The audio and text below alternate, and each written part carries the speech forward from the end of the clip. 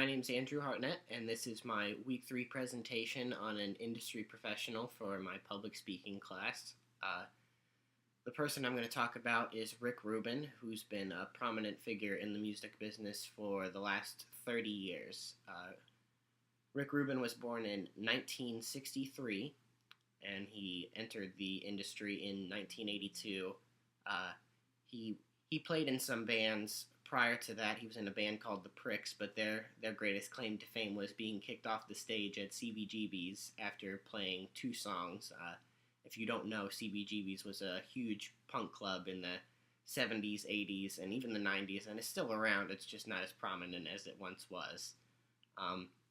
So aside from that brief endeavor into playing live music, in 1982, his interest kind of moved towards the hip-hop genre, and he co-founded Def Jam Records with Russell Simmons of hip-hop fame, and he went on to be a prominent figure in the seminal years of the hip-hop movement. He worked with acts like Run DMC, LL Cool J, Public Enemy, and he was actually one of the first people to combine rock and rap with Aerosmith's Walk This Way, which featured Run DMC on the track, and later on with bands like Anthrax and Public Enemy coming together for songs Bring the Noise. And he was doing this 15 to 20 years before it would become a prominent movement in production styles in the early 2000s. Later on through the 80s, he did some Neil Diamond records. He worked with The Cult. He did a Mick Jagger solo album. He produced one of the Red Hot Chili Peppers' best early albums, in my opinion, Funky Monks. He worked with bands like heavy metal acts like Slayer, which was kind of a departure for him. He's even worked with acts like the Dixie Chicks. Even Johnny Cash in the 2000s, he did the American recordings with him. So clearly Rick Rubin is able to stay relevant through the years by being able to be so diverse and work with any genre and any group of musicians playing any style of music. And he's really able to cultivate whatever he's working with at the time, whether it's rock, funk rock, alternative rock, hip-hop, new metal, metal.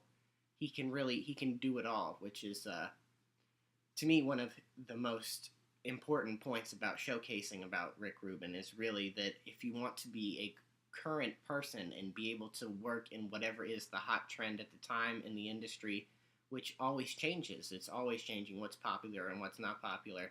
You have to be able to be diverse and work with whatever is the trend going at the time. And if you can't do that and you only produce a certain genre of music, then there's a chance you're going to get left behind when that's not on the top of the charts anymore. But Rick Rubin can work with whoever he needs to, whether it be Dixie Chicks, Red Hot Chili Peppers, Run DMC, Public Enemy, Mars Volta, Danzig.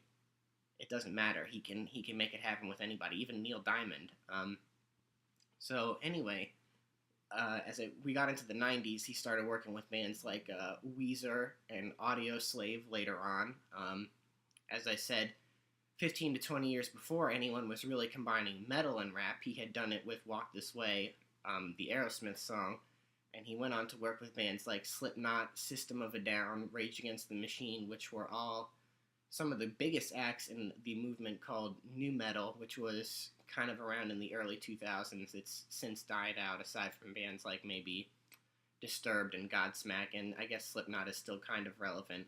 But when that was an emerging trend, Rick Rubin was one of the first people to see that, this was the train to get on. This was going to be popular, and people were going to be listening to this.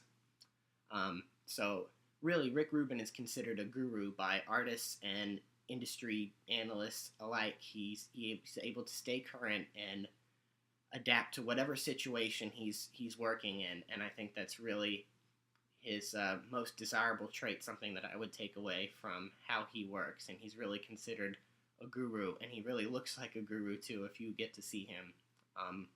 I hope you enjoyed my talk. I apologize if there are no visuals, but I'm not a PowerPoint expert, so I wasn't able to combine video with PowerPoint slides, so this is best I could do. Enjoy.